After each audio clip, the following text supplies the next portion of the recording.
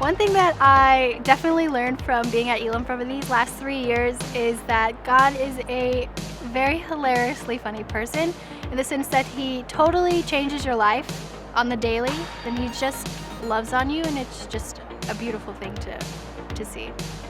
Everyone is taught how to read the Bible when you're here, but it's not just reading the Bible, it's learning how to comprehend what it's saying and then apply that to your life.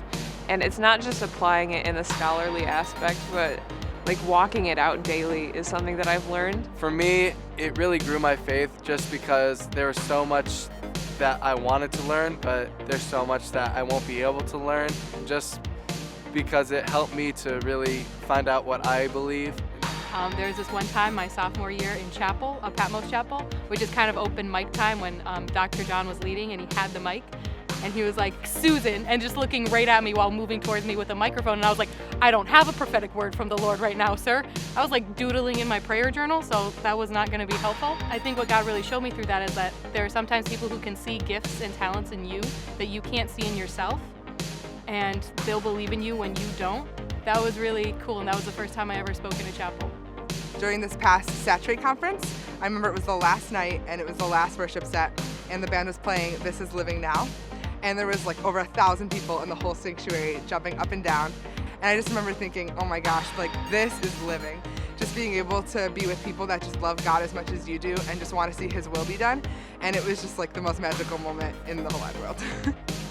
Something else I've learned at Elam is God is always speaking. You just have to open your ears to hear. He will keep nothing good from His children.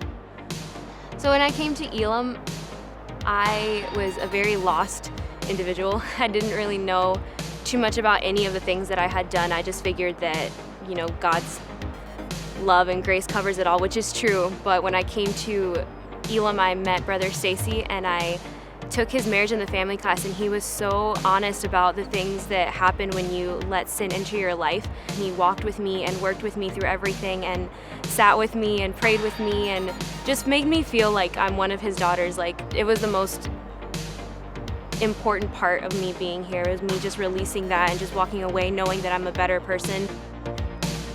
One of the things I learned along the way is that the journey of faith is not just one yes, but 1,000 yeses along the way. And this has been so characteristic of surrendering, and that I would have an unsatisfied satisfaction, that I would always know that He is enough, but that I never have enough of Him. The biggest thing I'm taking out of Elam is seeing the fruit of obeying God's voice and His calling in your life. It's just amazing to see the people He surrounds you with, and just relationships, connections, and then Him sending you out to His calling and just seeing His faithfulness throughout all of it. It's just amazing to see the fruit of it, and just planting seeds and seeing them just give their fruit.